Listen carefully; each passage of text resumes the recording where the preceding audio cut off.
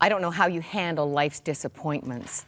My guest knows that hitting rock bottom can be the best place to land. It's hard to believe how close Jenny Nadeau came to self-destruction. It's a joy to welcome her here from Alliston, Ontario. Her husband, Paul, is in the wings. Oh, Jenny, what derailed a beautiful woman and a relatively fresh marriage? I would say for me, Moira, we were planning, we had the beautiful wedding, we had the good jobs, we had the new house, the new cars, and the next natural step was to have a family. And when that time came for us, we hit difficulty. And I was to go on medications to get pregnant, if that was even gonna be a possibility. And so it was kind of at that point, that would have been the catalyst that something shifted in me. And I thought, if I'm not here to be a mom, then what am I here for? And I thought, I'm here for me. I'm just gonna enjoy life. And to me, what enjoying life meant was partying and whatever felt good. If it feels good, do it mentality. And so that really was the catalyst for destruction. You lost hope. Yeah. That possibility of being childless robbed you of hope for your future. Yeah. So what did you choose? The Bible talks about the pleasures of sin for a season. Yeah, I was a perfect candidate. I fit that bill pretty perfectly. For me, I chose a whole other life aside from my husband and my home life and that perfect job, perfect house life.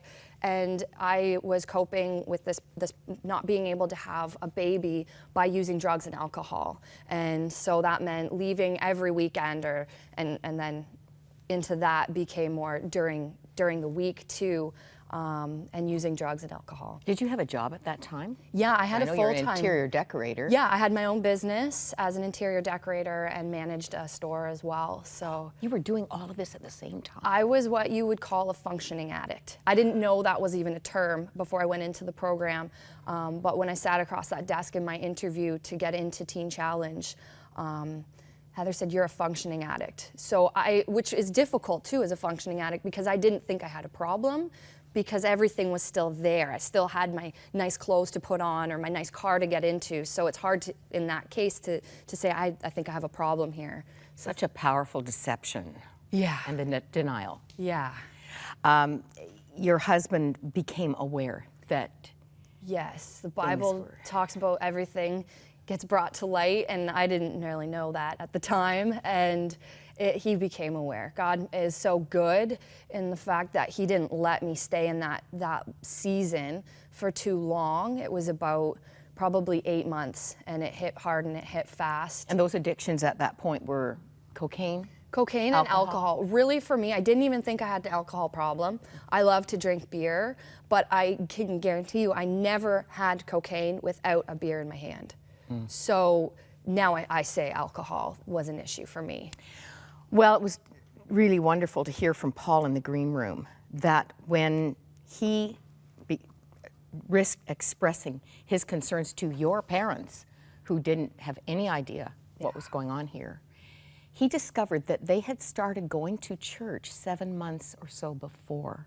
Yeah. There's so much evidence of God going ahead of this crisis. I'm so glad you said that, Myra. Yeah, he discovered that my parents, so I was sharing with you earlier, I went to Pioneer Girls. So I met the Lord when I was 12, and I didn't really know what that looked like. I just knew that there was a God. And so I went to this Pioneer Girls through a church in Orangeville, and that church my parents didn't go to, but years later, that was the church that 7 months before I had to enter Teen Challenge, that they decided they were like, why am I here on earth? Like, what am I here for? And they gave their lives to the Lord and started attending that church. And I want to say too that they definitely would have been praying for my sister and myself. And I think, even before they knew you were in trouble. Before they knew this was happening. And this was how God answered their prayer, was that really the rug was swept out from underneath them and this scandal of my life was exposed. And the best things came out of it, but that was God's way of answering their prayer. And I think as new Christians, they could have said, we're praying, like, is this really a God that answers prayer? But this is what God used, and good fruit is coming out of it now. And their pastor is the one who recommended Teen Challenge. Yeah. Aurora, the women's center. We're sitting there in his office because Paul my husband went and met with him, and I didn't want to go and meet the pastor. I thought he probably knows these ugly things about me. Well, I thought Paul's already gone and talked to him, so I'm going to go and just kind of straighten that out, right? Because we were not in a good place, obviously, my husband and I. And actually, God is so graceful. He just softened me for that meeting. And you tell me in your written testimony that God spoke to you, not in this interview with the pastor, but when you had to do the intake interview at Teen Challenge. He just deposited in right into me. So I knew I needed an act of God to get out of what I was doing. And so when I was offered help, I said, let's go with the faith option here. And then, I was sitting in the interview and I asked, like, how long is the program? And it's a long interview, it's like an hour. And I said, God just put it right in me, you're gonna do this. And just for those who don't know, it's 1 year. Minimum. It's residential, which means you are in there. Yeah, it's hard. You stay. Yeah, so, and I didn't know that until I was in my interview, and that's why that was so important to me that God spoke to me, because I said, well, how does it work? Do I, like, live here for 3 months and then it's an outpatient care? But no, you're living in the center with however many women are there at the time, on average, maybe 17, 20 women with you per And year. it's a Christ-centered program. So Bible study. It is. God at the center is very much a part of that. Were you open to that? I was open.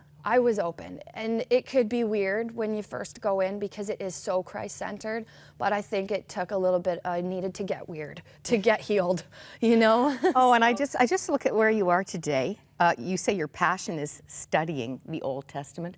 You are leading a Bible study at your church. Yeah, what's really cool to me is that what turned me off of God when I was 12 and so was I was studying the Bible on my own because my parents weren't believers, and I was in the Old Testament because I was doing nightly devotions by myself, but I kept reading about fearing God and this angry God, and so I kind of put God on the back burner. And it's interesting because now, being properly discipled through Teen Challenge, I understand God and I understand the qualities of God, and that Old Testament God is not a scary, mean God.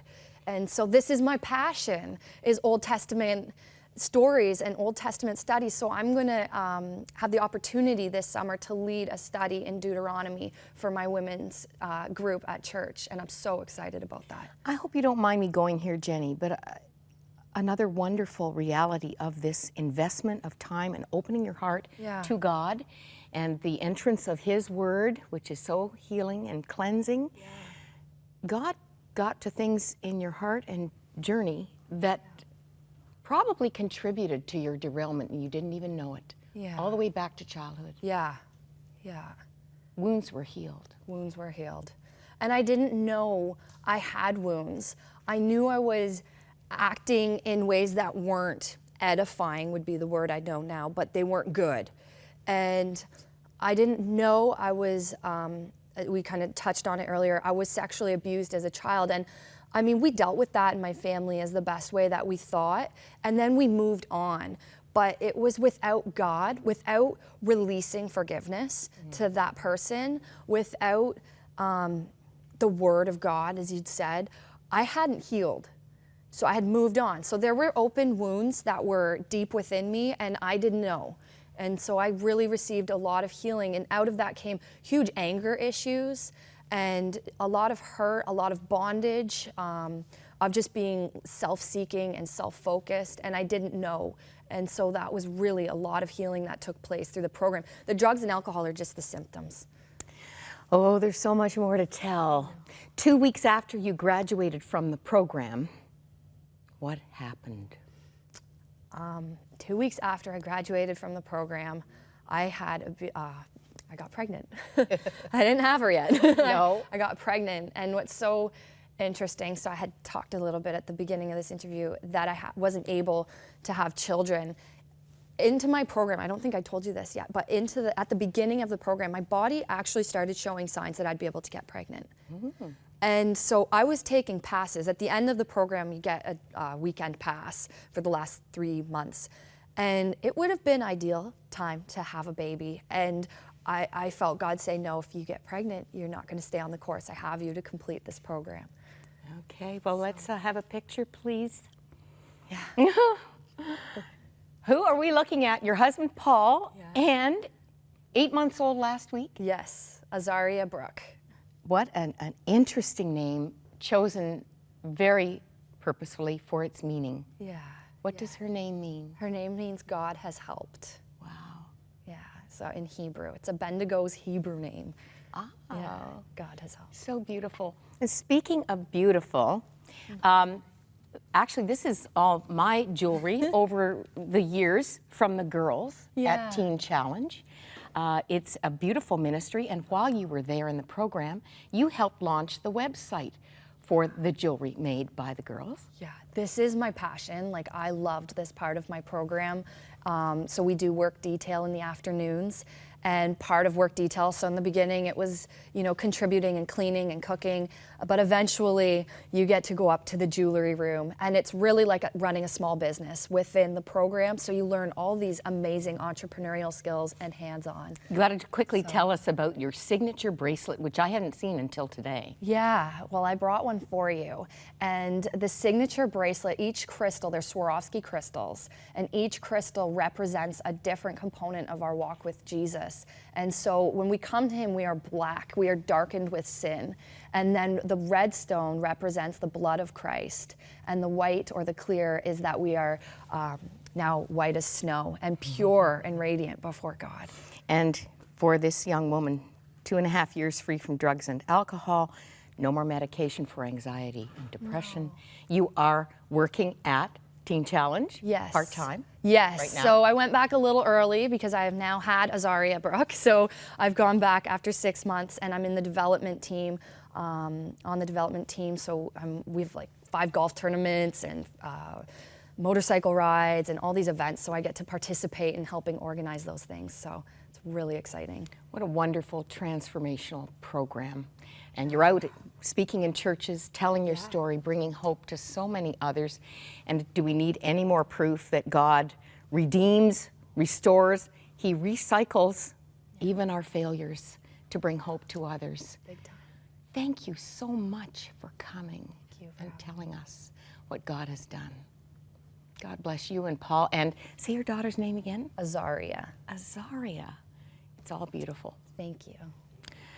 Maybe you've needed to hear this today just to bring light into your place of hopelessness.